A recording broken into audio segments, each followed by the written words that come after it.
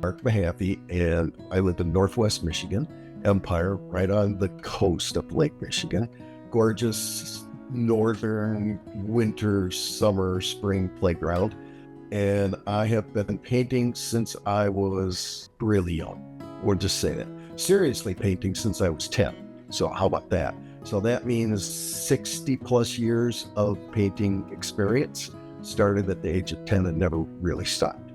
Taught public school art for a full career, taught travel painting seminars and workshops for another 20 years, and retired from that job a couple of years ago to paint full time. Always been sort of idea-based, content-based with my work. I'm about split halfway between interpreting where I live, because it's gorgeous here. I mean, within a 10-minute drive, I have rivers, lakes, huge sand dunes, Lake Michigan, inland streams, wonderful walking trails in the deep woods. And so about half of my work interprets where I live and how I feel about where I live. And then the other half is sort of internal idea-based investigations and non-objective work. So not subject matter based at all, but more internally working with design, trying to make something interesting with no subject matter, basically. So I'm about 50-50 split between those two processes, which keeps me engaged. I always have more ideas than I have time for, because there's other things that need to get done besides artwork too. But, one idea leads to another idea, which leads to another idea, and on and on and on and on. So I often say that I could use about 3 lifetimes before I could get all of the ideas that I have out of me. Throughout my entire painting career, I've always allowed myself time to follow a tangent. And so if I get an idea and it's not exactly the series I'm working in or what I'm working with, then I will take the time, whether it's 1 day, 2 days, or a week, to follow that tangent, because you never know where experimentation may lead. It may lead to a huge breakthrough, or it may lead to fun, or it may lead to a dead end. And then you cycle back. I'm not one of these artists that, finds a specific voice and then only paints with that voice. That's just not me. I have friends and colleagues that do that, but not me. Something that's been in my mind recently is the dichotomy between work, which is eminently satisfying to myself internally and very personal, but which is not universally loved and accepted. And then other work, which is also very satisfying to me internally, but which is more universally accepted. And so the one allows me to do the other. And in one case, maybe the sale of these 2 paintings affords me enough money for the supplies to do these 4 over here that I know probably will not sell.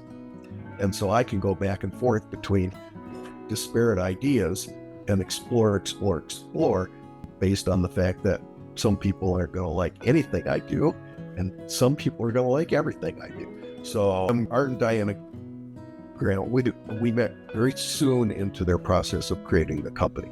And so he knew I was a watercolor painter, gave me some watercolor paints to try, and I loved it. Hugely saturated, high pigment load, very, very flowing. And so I just kept up with the transparent watercolor, and then fell in love with the gouache, and then a little later on acrylic. So now I use M. Graham acrylics almost exclusively.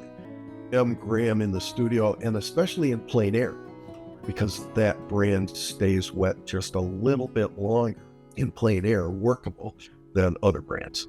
And so principally I use that in plein air, in studio also. And then the M. Graham watercolor has honey in the mixture, so that stays very moist and workable, and it's absolutely beautiful. The reason I prefer M. Graham is because, especially in plein air, we have to work fast.